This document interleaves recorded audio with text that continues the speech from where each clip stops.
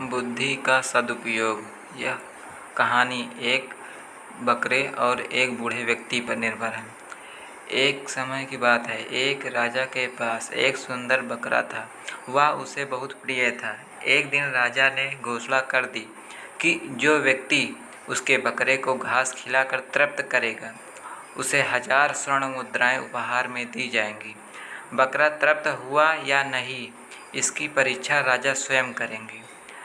इस घोषणा के बाद राज्य के काफ़ी लोग सोच रहे थे कि ये कौन सा बड़ा काम है, इसे तो कोई भी कर सकेगा। ये सोचकर बड़ी संख्या में लोग राजमहल पहुंच गए। लोगों ने बारी बारी से बकरे को घास खिलाया, तृप्त करने की कोशिश की, लेकिन बकरा जैसे ही राजा के पास जाता तो राजा उसके सामने घास रख देते। बकरा वह घास खाने लगता।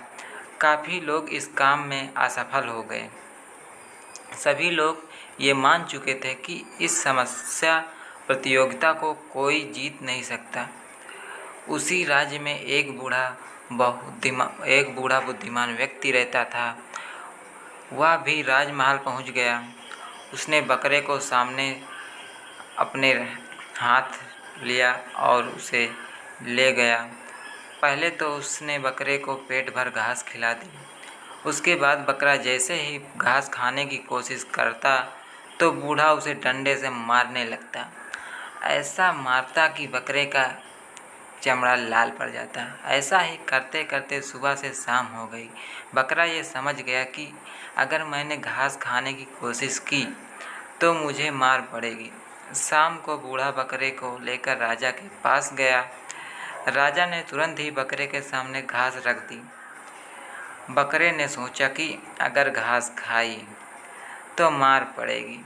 ये सोचकर उसने घास की तरफ देखा तक नहीं।